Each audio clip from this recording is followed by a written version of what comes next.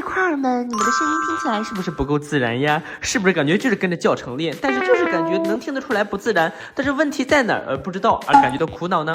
别急呀，你们的救星来了，这是一期纠错视频，我将现场挑几个问题很明显、很有代表性的这种声音来告诉大家怎么去修改，还不赶快拿出小本本来记好了，艾特自己的好朋友一起来学习。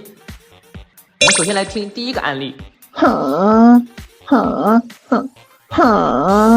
这个同学的声音呢，我们明显可以听得出来，有点急嗓子，是不是？基本功不过关呀，不能用横膈膜来推动自己的声音。建议呢，就是多练一练这种气息推动的感觉。你的这个横膈膜的支撑力不够，你自然会用急嗓子来代替嘛。这种推动的感觉，咱们要多练一练，不然的话，你就会就只能靠嗓子这里的力量来夹嘛。基础不好的，去打磨基础。OK， 我们来第二个声音。这个声音呢，我们能听得出来有点散，声带的机能不够嘛，你的边缘化闭合不是很良好呀。变成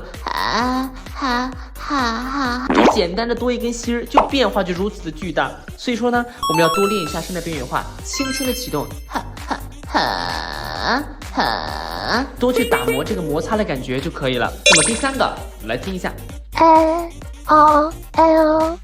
这个声音呢，我们听得出来像是个女生，但是呢，一说话就不像了，就是因为咬字的时候下巴太用力了，导致声音垮了。我们发声的时候呢，声音是贴着上颚的，hello 你好，感觉声音飘在口腔的上半部分的，你不能 hello 你好，你这不下来了吗？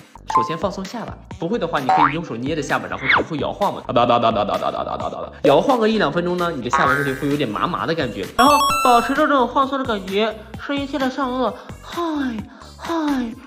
咬字的时候呢，尝试多动你的舌头，可以尝试把牙齿咬住，这样说话，这样的话你会发现你下巴是不动的，嘴唇、舌头、软腭在动，帮助你把字咬清楚。但是如果我不说的话，你自己是不是会想不到？所以说这期视频赶快要收藏起来，艾特自己的好朋友一起来学习啊，都是精华呀，快点！制作不易，一键3连哦。